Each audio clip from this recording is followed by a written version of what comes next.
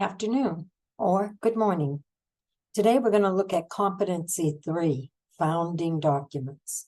My name is Jamie Smith and I work in the Learning Commons.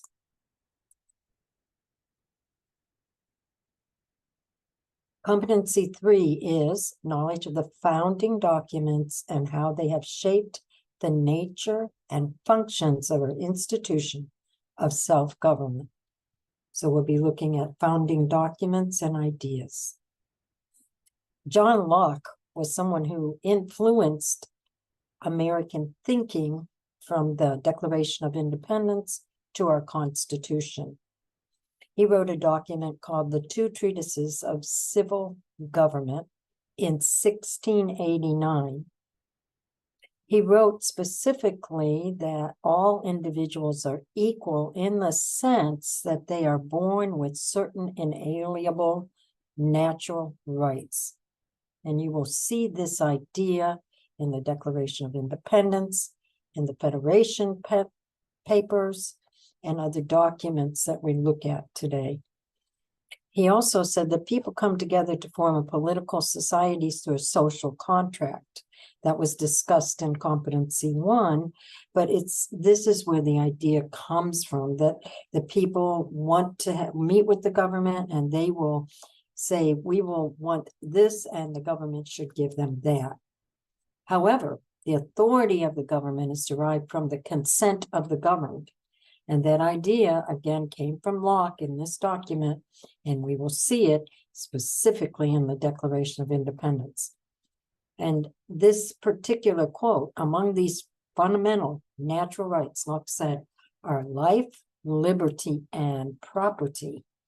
And you'll see this idea is in the Declaration of Independence, except the last word is changed. So the Declaration of Independence was penned by Thomas Jefferson. You might need to remember that, who wrote it, Thomas Jefferson. He used Enlightenment ideas from John Locke, such as the social contract and the consent of the governed, and this quote, almost directly from Locke, life, liberty, and the pursuit of happiness.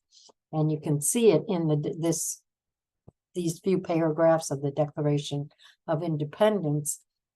The first paragraph say, we hold these truths to be self-evident, that all men are created equal, that they are endowed by their creator with certain unalienable rights, that among these are life, liberty, and the pursuit of happiness. So he took exactly Locke's ideas, but he changed property to happiness. And in part, it's because this declaration, we're in the midst of a war, and he wants to get people to really feel like they're doing something. So he didn't want to use a mundane word like property, life, liberty, and property. Happiness sounds so much better. He used consent of the governed and the right of the people in the next two paragraphs. Another great piece of work you might want to know about is called Common Sense. This was a pamphlet that was written by someone called Thomas Paine.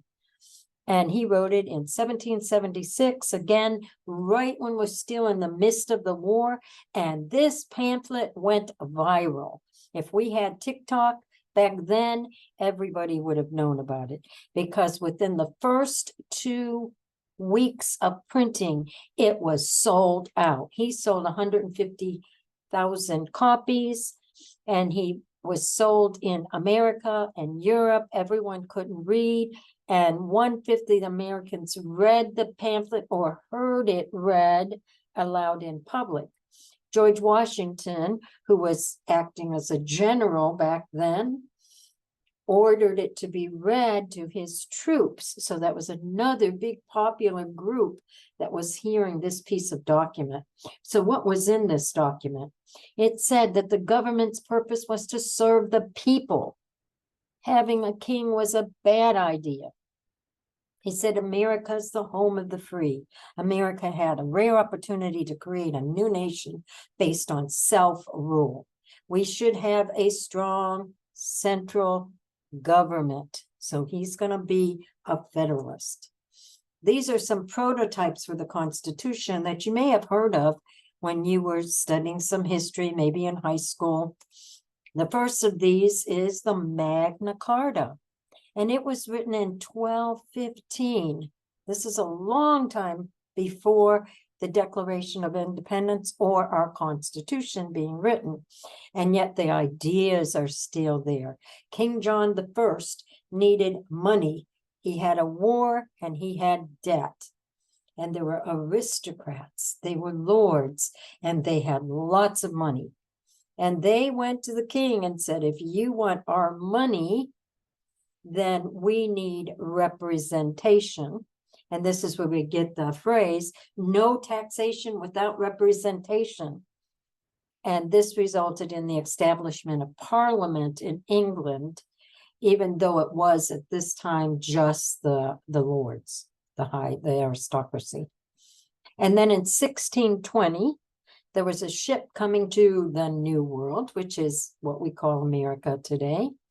And these people, even though they remained loyal to King James, they still needed self-governance because they'd be far away from Britain.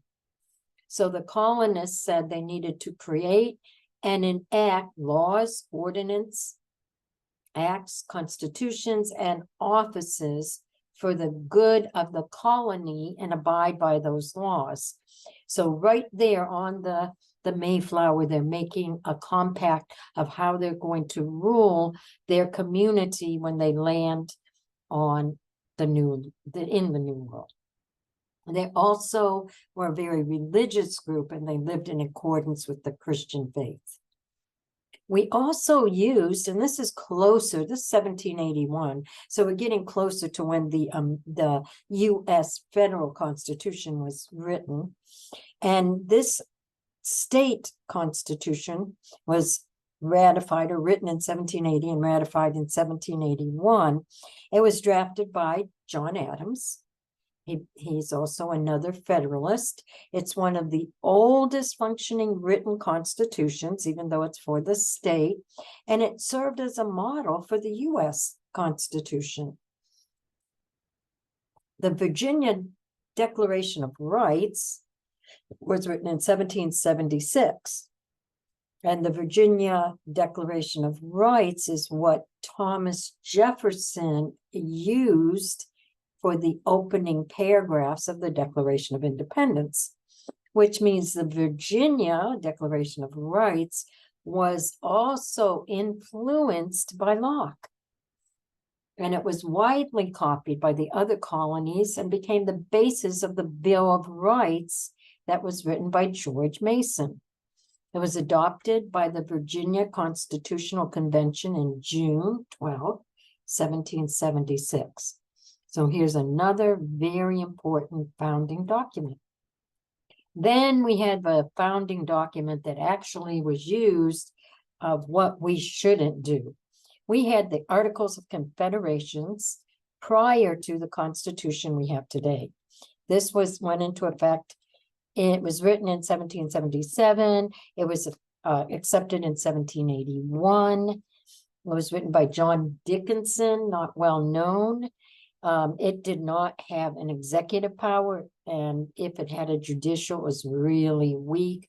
It mainly had a legislative body, and it was written to be weak on purpose. They did not want this after they left Britain with a monarch that was too tyrannical. They didn't want that anymore, so they wanted a weak government. So the Article of Confederation had pros and cons. The pros was it did provide for a common defense force. It allowed each state to retain its independence and sovereignty. Each state could have its own constitution. It had power to declare war, negotiate with other countries, print and borrow money, and it had a postal system. Unfortunately, it had no power to tax, no power to regulate interstate commerce, no strong central voice for negotiation. States were out there negotiating their own trade agreements between states, but also other foreign entities. There was no way to deal with the revolutionary debt. there was no common currency. So even though it could print money, some states were using British money, some states were using their own printed money. So there was no consistent currency between the 13 colonies. And then they had an inconsistent representation in Congress. It was one state, one vote. It didn't matter how large a state was. However, they did do some accomplishments. One was the Treaty of Paris in 1783. It was signed under the Articles of Confederation. It ended the American Revolution. It did finish what's called the Northwest Ordinance, which you will hear a lot about. It passed that. And these Northwest ordinances, you'll see there's more than once, help assisted in the orderly expansion of the United States as it added new territories and then states. And there was a Northwest Ordinance of 1784, 1785, and 1787. It was passed, as we said, by the Continental Congress under the Article of Confederation. It specifically was established to deal with the Northwest territories that had opened up. It guaranteed these, it said 5 to 6 states could come in that area.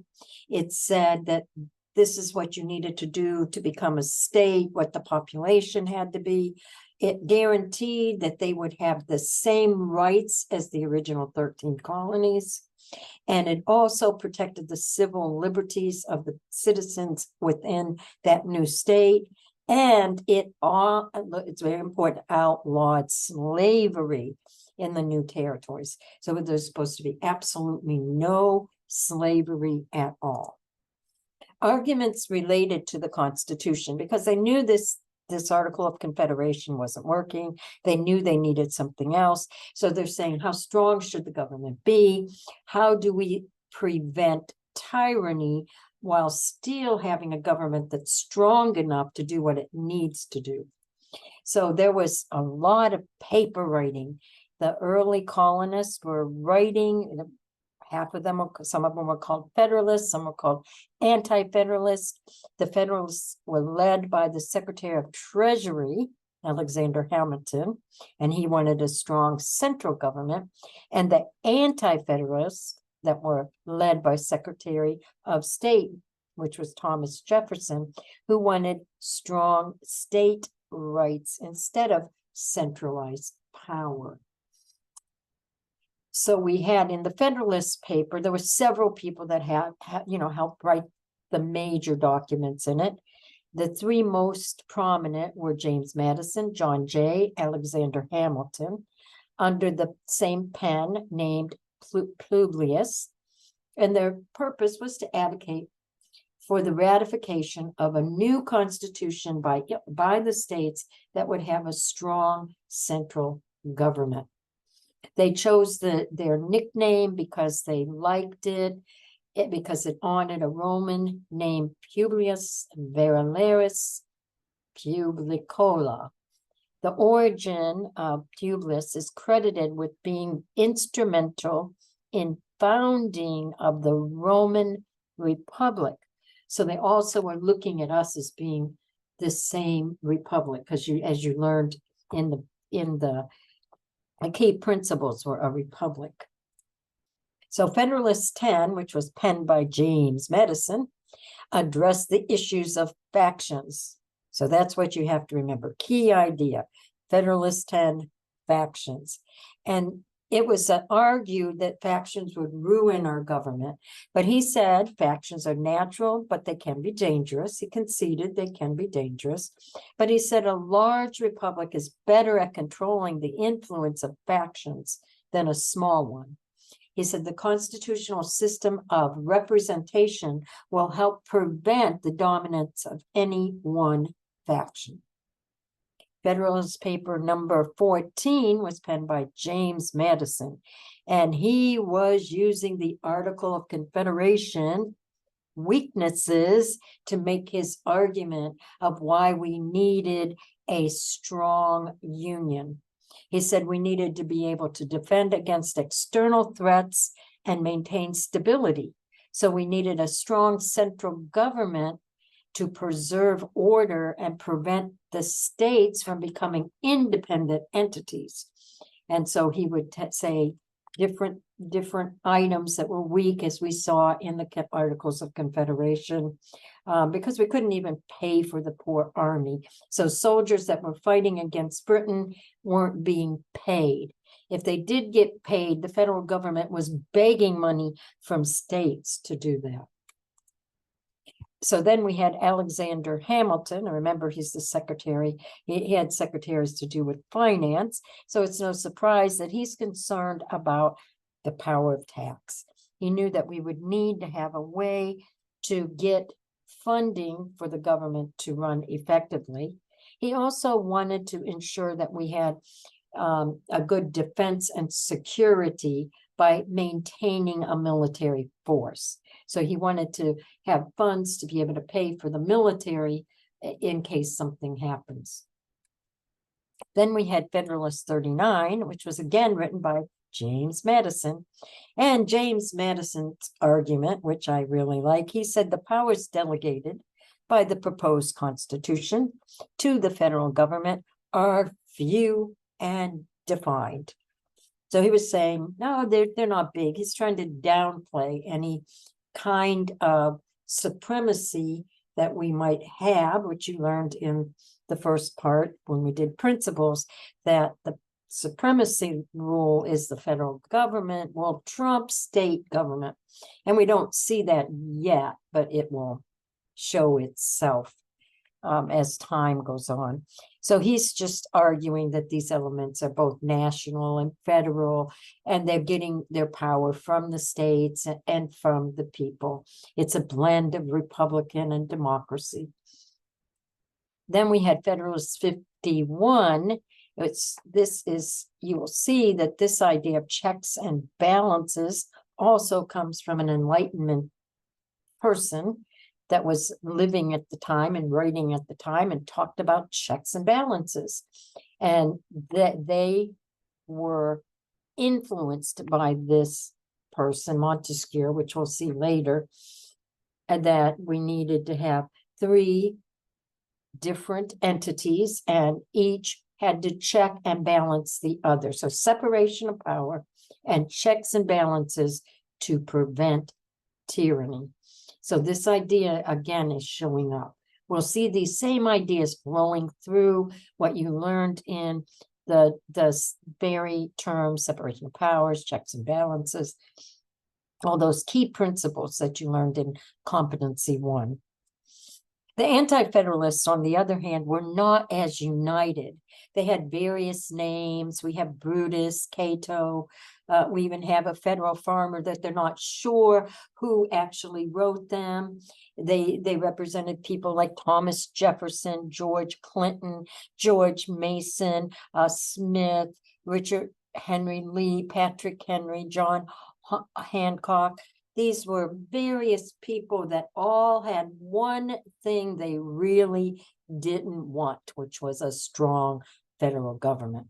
They wanted to have strong state governments. They wanted a weak central government. So anti-federalist, it should be easy to remember. And the names that you want to tie to it is definitely like Jefferson, Hancock, maybe Mason. So these are people that ended up giving us something that really is meaningful because they were very fearful of this federal government. They said, we will not ratify without a Bill of Rights. So our first 10 amendments are the Bill of Rights. And I know we went over the Bill of Rights in documents in the Constitution and Bill of Rights, but they are so important in our history and they were necessary, and we can be grateful to the Anti-Federalists for this. So the Constitution was, just like some of the Federalist papers, was influenced by Montesquieu's book called The Spirit of Laws. And in that, he said we needed to have 3 separate branches: legislative, executive, and judicial. It's exactly what we have. And he said these branches need to have a check and balance on each other to help prevent the abuse and power and protect our individual liberties. So these Enlightenment ideas were quite influential in our government as we have it today, even. And so his ideas, you'll see, if you remembered the Constitution, which was competency 2, Article 1 is the legislation, Article 2 is the executive power, Article 3 is the judicial power. So after the preamble, we the people, which is still underlining some of those same principles and ideas more from Locke, we the people, we're going to govern. That idea is in the preamble, and now we have Montesquieu's idea here, and they also showed up from various points within the Federalist Papers. And it's interesting, at this point on the U.S. Senate page, it said that the Constitution, our Constitution, has now become a landmark legal document of the Western world, and it is the oldest written national constitution currently in effect. So the Bill of Rights, as you saw, it was influenced. It's part of the Constitution. It's an amendment to it, the first 10. It was influenced by the Virginia Bill of Rights, the Magna Carta, the English Bill of Rights, Enlightenment thinkers such as John Locke, Montesquieu, and as we discussed, the Anti-Federalist Papers. Many of the Supreme Court cases, when they have amendments, and they're not sure exactly what do the founders mean by looking at the Constitution, they actually look at some of the Federalist Papers or the Anti-Federalist Papers to see what were these individuals thinking when they developed our Constitution as we know it today. So good luck. I hope if you'll do well on your test. We have one more competency to cover. If you need any assistance with these types of documents, know you can come to the Learning Commons. Don't feel overwhelmed. Just try to see the relationship between these founding documents and our Constitution and the Bill of Rights. Thank you and goodbye.